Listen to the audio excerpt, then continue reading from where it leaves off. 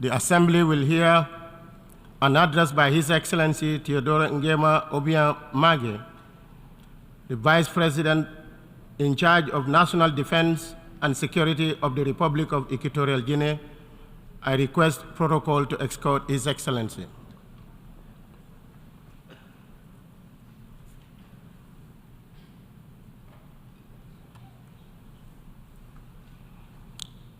I have great honor in welcoming His Excellency Teodoro Nguema Obiang, Vice President in charge of National Defense and Security of the Republic of Equatorial Guinea, and I invite him to address the Assembly.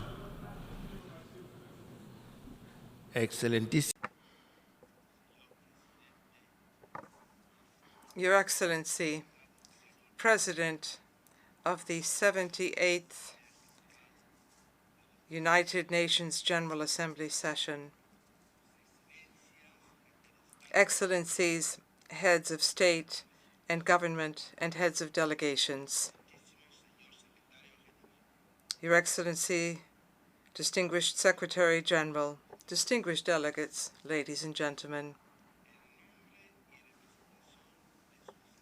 On behalf of His Excellency Obiang Nguema, President of the Republic of Equatorial Guinea, I should like to begin by congratulating His Excellency Dennis Francis on his unanimous election as President of this 78th session of the General Assembly. And I extend those congratulations to the other members of the Bureau. Rest assured that you can count on the support and cooperation of the Republic of Equatorial Guinea during your presidency.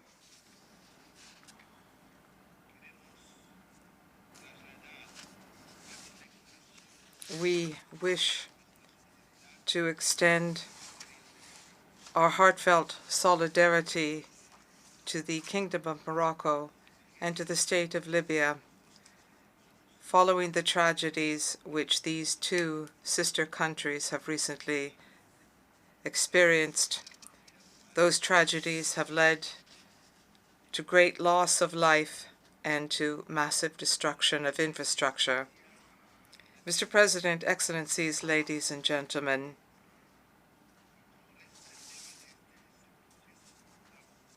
the theme of this 78th session of the General Assembly is quite rightly rebuilding trust and reigniting global solidarity, accelerating action on the 2030 Agenda and its Sustainable Development Goals towards peace, prosperity, progress, and sustainability for all.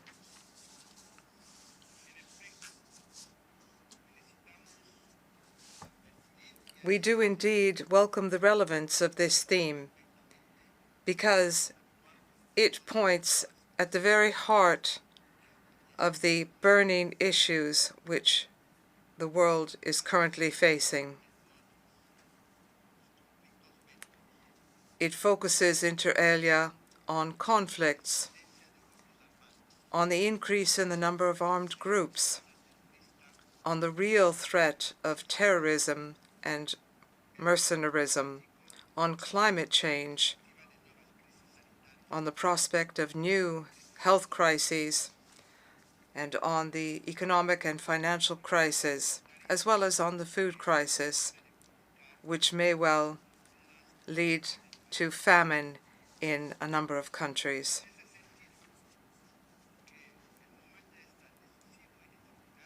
This is a decisive and crucial crossroads, and leaders of the world must find lasting, consensual, transformative, and sustainable solutions in order to tackle the multifaceted challenges which are impacting all of the continents of our planet. Mr. President, once again, we are here to denounce and to condemn interference by some countries and exploitation by some countries of our natural resources. This continues to be a major factor leading to underdevelopment, to conflicts, and to instability. We are very concerned about the increasingly serious situation in the countries of the Sahel, as well as in other regions of the African continent,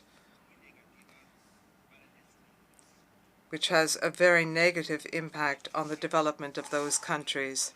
Africa should receive priority attention in support initiatives and in financing for development.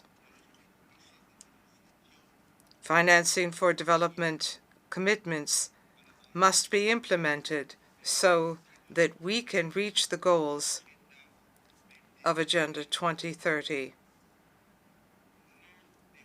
so that we leave no one behind, and so that we can overcome all of the phenomena which hamper development in Africa.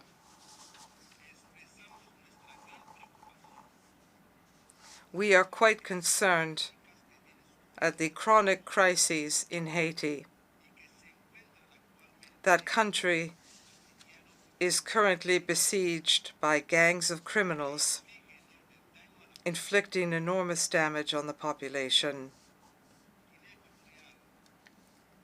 Equatorial Guinea is therefore proposing the holding of a UN conference for Haiti in order to analyze this situation in depth and in order to find a sustainable and lasting solution.